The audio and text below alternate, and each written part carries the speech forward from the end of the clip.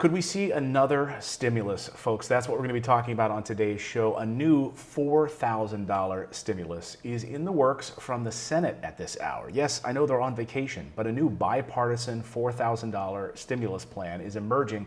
We'll get to the details on that. Plus, we're going to talk about some of the new hotspots that are popping up around the country and why Los Angeles County is become an epicenter for coronavirus today. We'll get to that and areas through the South. And some of the hot spots we'll identify on the map and show you where things are during this Memorial Day weekend, with so many people hitting the beaches, sort of not wearing masks, not social distancing, all of that. So we'll get to that, and we'll get to also the latest on a federal jobs program. Could we see a federal jobs program? Could we see an infrastructure plan like we saw during World War II, where the federal government says we need a big infrastructure movement and we need to put people back to work?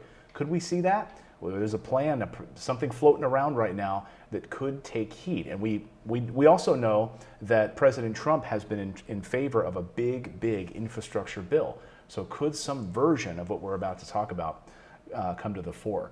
Plus, we're also going to dive into some of the riskiest summer activities. These are a new report out this week shows where you're likely to get sick if you do certain summer activities, and others that have a very low risk of getting sick or infected. So we'll get to all of that on today's show. But first, I want to start with the stimulus and a new stimulus that is emerging right now, and it is going to require a lot of work on our part, and it could have big strings attached. So it's called and let me bring up the name of this new bill. It's called the Skills Renewal Act. The Skills Renewal Act. And it is a proposal at the moment from Senator Amy Klobuchar, Tim Scott, and Senator Ben Sasse, Republicans, Amy Klobuchar, who is a Democrat, Cory Booker, who is a Democrat. So it's a bipartisan bill right now in the Senate. Now, what does it do? Well, the proposal would create a tax credit. It would give you a tax credit that would cover the costs of training programs necessary to build skills that would be in higher demand among employers in the near future. So if workers who lost their jobs as a result of the pandemic, right, we know that upwards of 30 million people have lost their jobs right now, they would have access to this credit. So if you lost your job in the year 2020, you would have access to this $4,000 credit, and you'd have until the end of 2021 in order to use it. Now, it would be tied to training, though. So it's a training renewal credit program, almost like a GI Bill to enable you to learn new skills, go to college, etc. So it would be fully refundable, and it would allow taxpayers to get it even if they otherwise owe no taxes. So here's what would be included in this plan. If you were thinking about taking on a new skill, this could be beneficial to you. If you're saying, okay, I lost my job that I've had for a number of years, but I don't want to go back to that. I really would love to learn graphic design, or I'd love to learn something else. That's what they're thinking is going to happen here. Eligible programs would include a traditional degree program, as well as certificates, apprenticeships, and other work arrangements, which that's kind of vague. I'm not sure exactly what that part would be. And distance learning would also be included in the measure. So now, there's a lot of people for whom they lost their jobs this year, but is this enough to get them back on their feet? A $4,000 training program credit, a tax credit? So you'd basically have to pay for your classes out of pocket, and then you get a refund for this credit. I mean, okay, it sounds nice, but this isn't the kind of injection of money that I've been talking about that needs to get into the hands of the American people right now. Just a training program. So these 4 senators agree that giving workers more tools and training to help them succeed is a worthy cause right now, rather than just throwing money at people. Okay, they are hoping that jobs lost will come back once businesses reopen, but the measure would encourage people to improve their skills in a way that ideally they would not have done without the pandemic. So maybe makes them a stronger, more valuable employee if they go through this $4,000 credit training program. I mean, there are there are things I could think of that you could use, right? You could learn digital marketing skills, learn Photoshop, learn video editing. There's all sorts of things that you could do fairly inexpensively that $4,000 would give you like better than a college education worth of material that you could learn through different digital courses and things like that. Heck, YouTube already has so many great free programs that you wouldn't even really need to use this stuff. This idea that in this day and age you really have to pay for information is kind of ridiculous.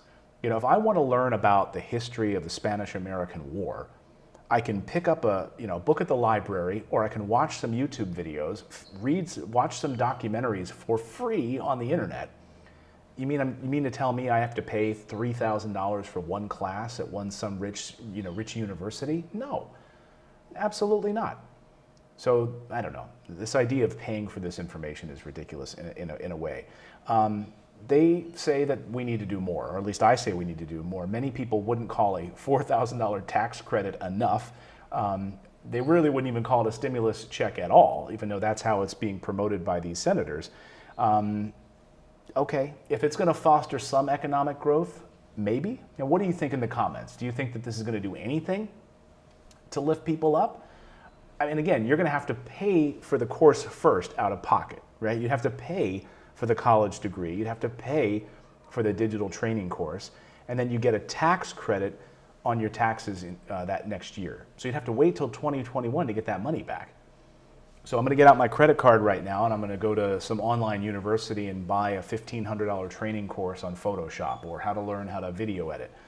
Great, now I'm out $1,500 and I won't get that back until I get my taxes next year. I don't know, you play like a sad trombone in the background, right? It's sad that these small sort of piddly programs are the things that we get bipartisan support for, right?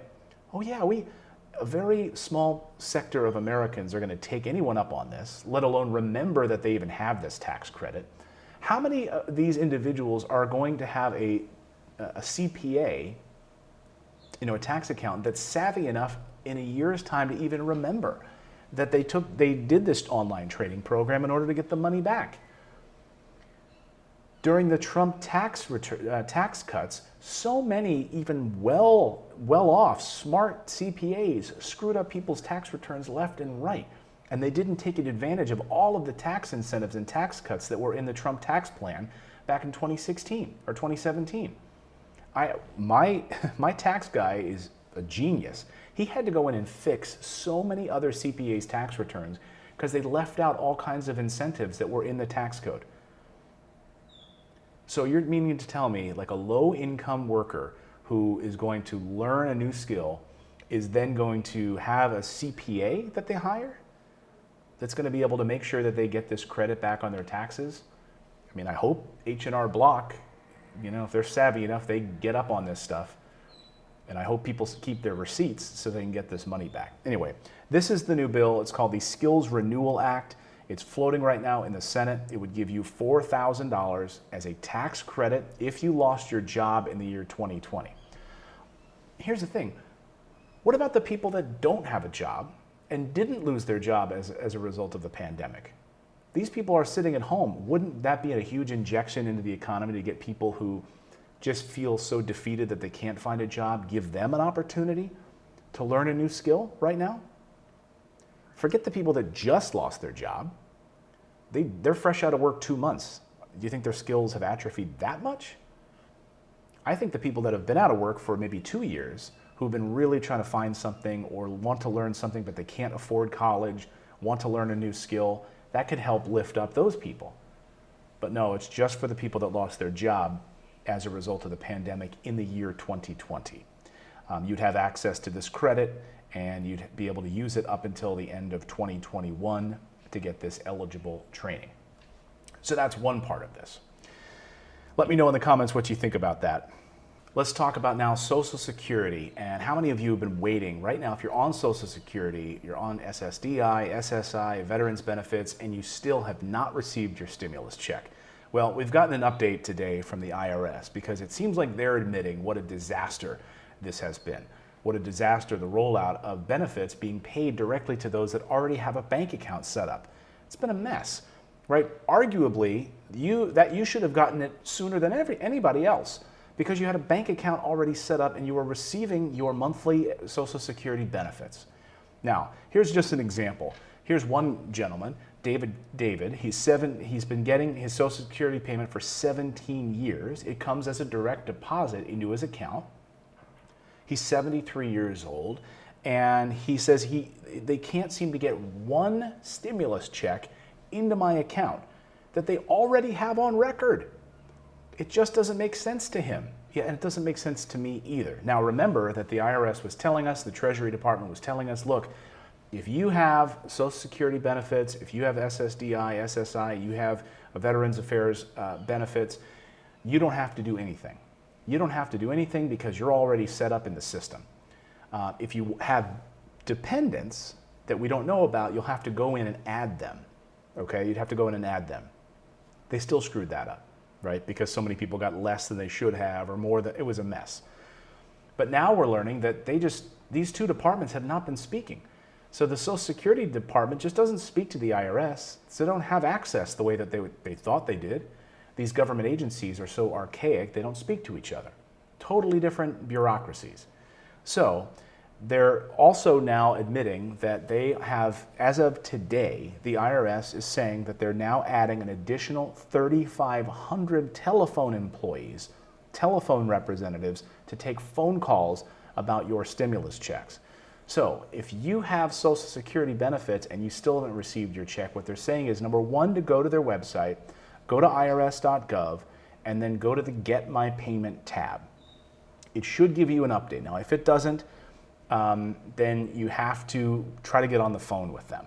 Try to get on the phone with them to see if you can find out the status of where your stimulus check is. So, 3,500 new representatives are being hired by the IRS to take your phone calls. They know this is a mess.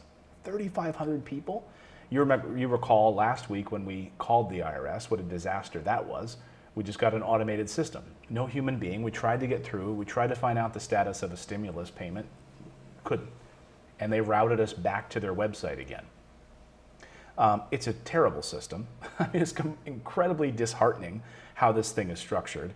The Social Security Administration said in a statement it released that it's been providing information to Social Security and SSI beneficiaries based on our working relationship with the IRS. Working relationship with the IRS? Do you really have a working relationship with the IRS? It added that the IRS is the lead on this, so passing the buck, right? Social Security Administration saying, we're not running the show over there, it's the IRS, they're running things, okay? And that any beneficiaries with questions has to go to irs.gov and click on that Get My Payment tab or call them on the phone. So right now the IRS is pointing out about the timing of the checks. They are saying that 4 million taxpayers will receive prepaid debit cards. So if they can't figure out how to get you a direct deposit, which they already have on file, they're going to mail you a debit card in the mail that will have your $1,200 stimulus check in that debit card that you can go and then take out if you want. So these are people that they don't think they had bank account information. So you might find that they already had your information, but they're still going to mail you this debit card in the mail. And this includes Social Security recipients. I saw one woman who wrote us here just this morning. She said for 15 years she's been receiving benefits and she still hasn't received her check. You were supposed to get it first, before everyone else. You were supposed to get it first, directly deposited. So 10 million people right now are still waiting for their stimulus checks.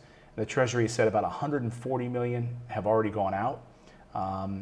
The average Social Security payment in June 2019 was about $1,400 a month, which means the stimulus is, it's a large chunk of income for people. If you're counting on this, is basically like another Social Security payment that could really help. So there's so many people that are waiting for this right now. Senators are saying we need to get the IRS and the Treasury to fix this immediately. So you have Maggie Hassan and Jean Sheehan, representatives, and Ann McLean Cluster and Chris Pappas sent a letter to the IRS and the Treasury on Tuesday demanding that they fix this. They said, look, a lot of SS or Social Security beneficiaries didn't even receive the proper amounts. They said that they didn't get their proper dependency amounts, and the IRS has said you'll have to wait until 2021 to get those extra dependency benefits on your tax return. Is that sufficient to you? So how many of you watching right now who didn't receive Social Security, or you are on Social Security, but you have not received your check, you're on disability, have you received your check? Where are you in that status? Let us know in the comments below, where is your check? Have you received it, or was it less than it should have been? So if you go to the IRS's website, you go to that Get My Payment tab, and you input that information, you should be able to update that. If you can't, you need to try to get on the phone, give them a call the IRS number, and now that they've got 3,500 employees that they just hired to answer the phone, good luck. Hopefully it won't be an automated system. So hopefully we'll get some answers on the Social Security front. Let's talk about Andrew Yang. Andrew Yang, of course, ran for president, dropped out, but he's always had a particular awareness, intelligence, I want to say genius, about the structure of the American economy in a way that I don't think other people did. Now, he was calling for UBI, right? Universal Basic Income, which sounds like socialism, right? Everyone sort of kind of, I don't know, stepped all over that, right? He was forced out so that the more sort of centrist, politicians could emerge, Joe Bidens of the world and that sort of thing. These sort of people that have maybe radical ideas for how to improve the American economy always get edged out, right? They always get edged out of the process, and party establishment candidates seem to emerge always, right? Who play by the rules. Well, Andrew Yang calling for a pretty bold program of a federal jobs program. He had some dire words this week for the state of the economy. Now, he had called for universal basic income, which is now what even some Republicans are calling for, like a $2,000 a month program. We're seeing senators calling for it. We're seeing Democrats calling for it, mostly, of course, but we're even hearing some support from Republicans about like a universal basic income for Americans. Now, it's helped certain countries weather this storm right now. Canada, Australia, Denmark, and others who have basically given $2,000 a month per citizen. In the UK, $3,000 a month. And also paycheck protection programs for employers. So a lot of those countries have been able to really ride this nightmare and do pretty darn well. The United States, on the other hand, the greatest country in the world, is falling apart. So here was Andrew Yang with some pretty dire words the other day talking about this federal jobs program that he sees would be a major part of rebuilding America right now. Take a listen.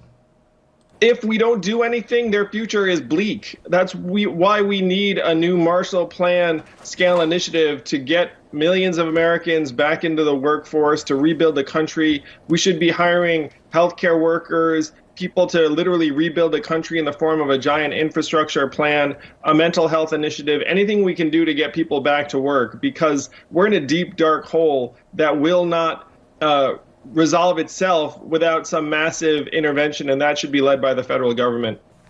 Yeah, so a massive intervention from the federal government in a major jobs program. What do you think about a major jobs program, a major initiative to get people back to work that would also fix the infrastructure of the country, but have people getting paychecks again?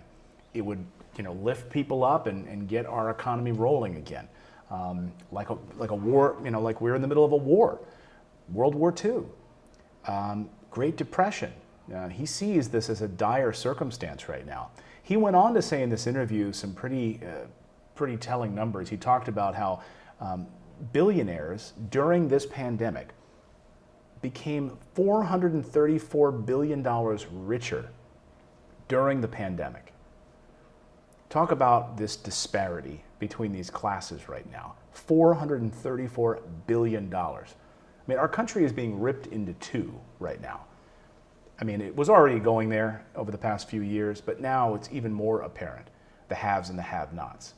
And so the amount of money that our federal government wastes on a regular basis, imagine it wasting it on the American people in the form of a federal jobs program. Now, I don't know the full details of what that would look like, but I have to imagine it would be something similar to the Marshall Plan, like we saw before.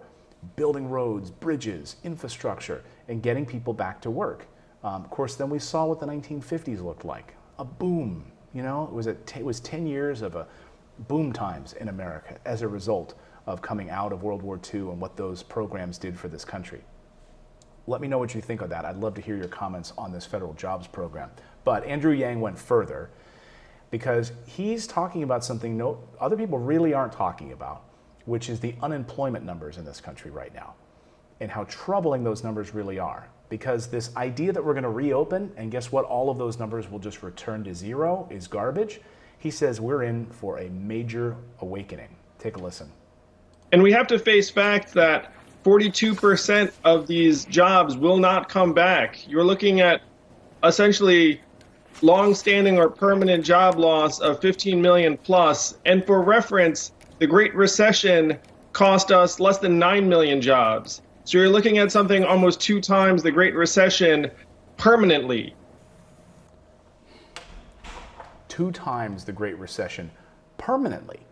We've been talking about what the Great Recession numbers looked like, 9 million, 10 million, right, where it peaked in October of 2009. And it took us like 5 years to recover from that. But he's saying we're going to be at that double the Great Recession permanently.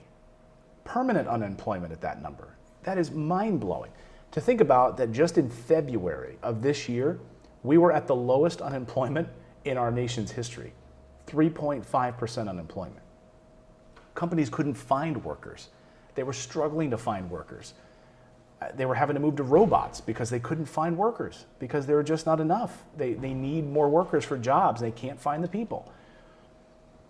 You know, from Portland, Maine, all the way across the country, there were like chair manufacturers in Maine that needed workers and couldn't find them. And so they couldn't expand.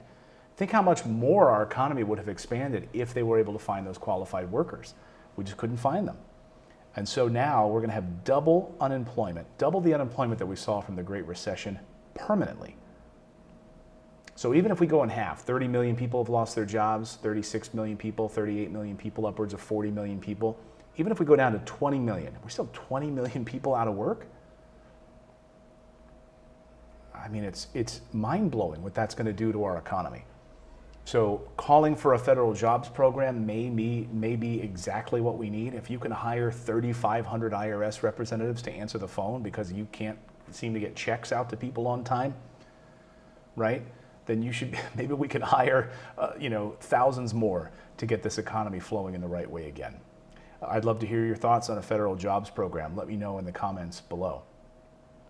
Well, it is summertime, and I want to talk about some of the hot spots and the riskiest activities because we've got a new report out today about why Los Angeles right now has become one of the epicenters. See all the people crowding the beaches and going out? But here is Los Angeles County. It became a coronavirus epicenter. They were slower on the shutdown, and there's been some back and forth between the governor of California and the mayor of Los Angeles over the past couple of months.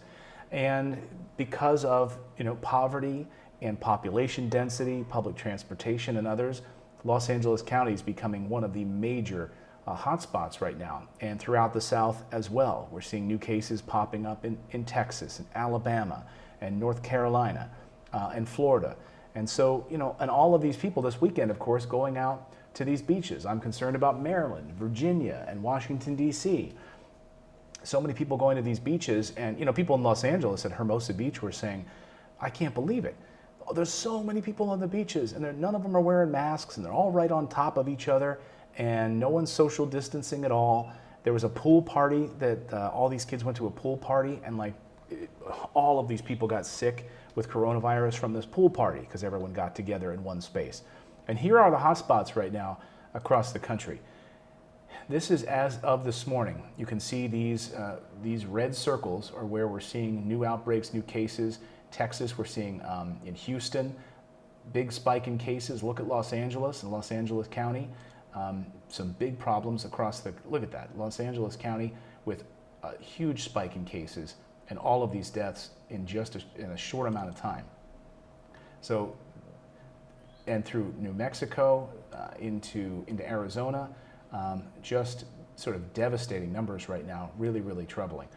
So that's the latest on some of these cases across the country. And now we're also getting some summer activities that you need to be made aware of. I thought this was fascinating to kind of go through the 14 summer activities and where they fall on a scale. So I know many of you are probably going to beaches. Let me know in the comments, are you going on summer vacation at all? Where are you going? But here are the ones that stand out.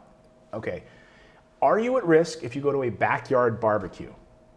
Backyard barbecue gatherings with one other household, so two houses just get together and have some burgers and hot dogs. That's low to medium risk, according to this report. Low to medium risk. What would alter the risk is if you start sharing food, you start sharing drinks and utensils, or you, so you want to avoid that. And another thing would be smart is to have everyone do BYO. BYO, bring your own beverages, bring your own cooler of the beer that you want. So you're not going through touching bottles and other stuff and all that other stuff. So that's one way to lower that. What about eating indoors during the summer? Going out to a restaurant and eating indoors. According to the doctors, they're saying that this is medium to high risk. Medium to high risk. Because the outbreak, it took place in China recently, took place in a restaurant with no windows and had poor ventilation in it. So the air conditioning appears to have basically whipped up and blown droplets on people. That's amazing, right? You go into an air conditioning restaurant, this air conditioning feels great, and then it's just blowing debris all over you, nasty. So if you can go to outdoor restaurants or things like that, that's lower risk, according to this report. Attending religious services. Of course, the president this weekend made headlines by saying that if any governor has not reopened a place of worship, I'm going to overstep him or her and allow places of worship to reopen. I don't know if that's legal. I don't think it is. But nevertheless, if a governor says we're not opening houses of worship, the president is saying go ahead and do it. So we'll see. But anyway, this is considered a high-risk environment. Because North Carolina, University of Chapel Hill, talking about that, one of the doctors from North Carolina, Chapel Hill, says those people who attended that service in rural Arkansas church just last week, 35 out of 92 people who went there got infected with it. So, if you can sanitize properly, keep people apart enough, but those are, especially an elderly population inside of a church could really be troubling. At least 6 feet apart you have to be. Spending the day at the pool or the beach. I couldn't imagine not being able to go to the pool during the summer, or going to the beach. This is low risk, according to this report. That's good news. So even though we see all these people, out like this, at least it's lower risk than going to a restaurant or going to church. So you just want to watch out for public bathrooms. Stay away from the public bathrooms. That's another one. What about going to a wedding? A lot of weddings happen in May and June. They're saying this is medium to high risk also with more than 10 guests. So be careful about that. Number 6 on this list, using a public restroom is low to medium risk. So I don't know. I'm not using one of those public bathrooms as much as I can avoid it. First of all, men's rooms are way more nasty than ladies' rooms typically, I think, right? That's what I hear anyway. Letting a friend use your bathroom at your house, considered low risk. Number 8, going on vacation house with another family. This is considered low risk. Staying at a hotel is low to medium risk because a lot of the big hotel chains are going to extraordinary measures right now to clean in between guests. So, but make sure you be aware of elevators. Use your elbow in the elevator or something, or use your knuckle. And order room service, instead of going to the restaurant, the hotel restaurant or something. Getting a haircut, medium to high risk. Great, I just got a haircut, but I wore a mask the whole time and so did she. So we should make sure we're doing that. Going shopping at a mall, they're saying risk varies depending on the mall and how empty they are, how crowded they are. Try to go during off-peak hours if you can. Going to a nightclub is high risk. I think it's the highest risk one on this list. So try to stay away from going to nightclubs if you can right now. This is what happened in South Korea. There was a huge spike in cases thanks to everyone going out to those nightclubs in South Korea. And that was the country that had really beat the coronavirus. So nightclubs was the thing that put them back on the map again. Number 13, low risk, going camping. So that's a good summer activity. That's good news there.